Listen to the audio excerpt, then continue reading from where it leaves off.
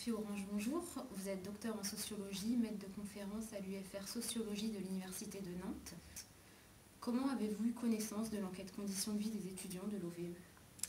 Alors moi, ça fait longtemps que j'ai connaissance de l'enquête conditions de vie des étudiants de l'OVE parce que j'étais étudiante en sociologie à l'Université de Nantes et on était amené à travailler sur des parties de l'enquête en fait en cours de statistique et de sociologie quantitative. Donc c'est vrai que j'ai entendu parler depuis longtemps de cette enquête-là. Et quelle autre utilisation avez-vous eu des données de l'enquête? Alors j'ai utilisé les données de l'enquête en fait, donc en Master 1 puis en Master 2 sur les étudiants de BTS et puis aussi dans le cadre de ma thèse sur les étudiants de BTS, car j'ai construit mes propres données statistiques d'abord sur Nantes en Master 1 puis pendant la thèse sur des étudiants de Poitou-Charentes.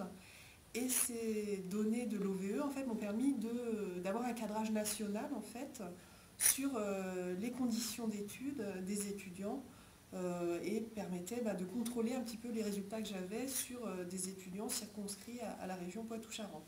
Donc ça c'est une première chose, cadrage national, et puis ça me permettait aussi de comparer mes étudiants de BTS aux étudiants d'autres filières d'enseignement supérieur, classe préparatoire, IUT, université, etc.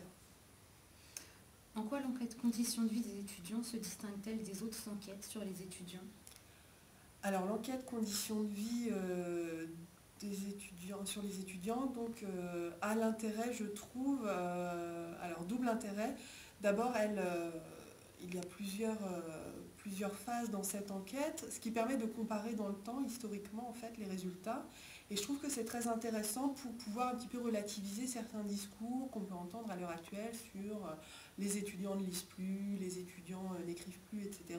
Et lorsqu'on regarde un petit peu, en fait, dans le fil historique de ces enquêtes-là, eh bien, on peut comparer d'une période à l'autre, effectivement, les pratiques, à la fois d'études, mais les pratiques culturelles aussi des étudiants. Et on voit que finalement, il y a une certaine permanence dans certains indicateurs. Donc je trouve que c'est intéressant pour dépassionner un petit peu le débat.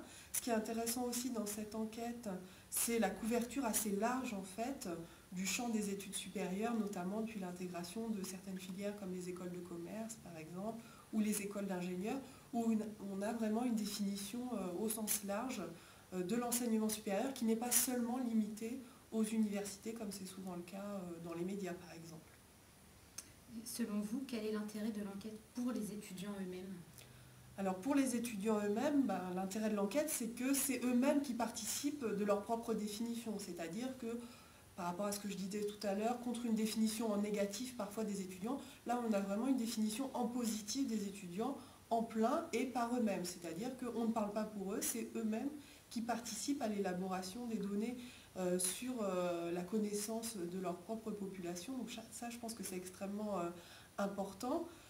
Connaissance donc proprement sociologique, et puis aussi après ça peut avoir des portées plus politiques, je pense, pour mettre au jour notamment un certain nombre d'inégalités de conditions d'études dans l'enseignement supérieur, mais aussi inégalité sociale d'accès à telle ou telle filière, inégalité économique au niveau des conditions de vie, etc. Donc ça, je pense que c'est un levier qui peut être important pour les étudiants, et bien pour se faire connaître, pour prendre la parole, et puis bien pour dire des inégalités auxquelles ils peuvent être confrontés.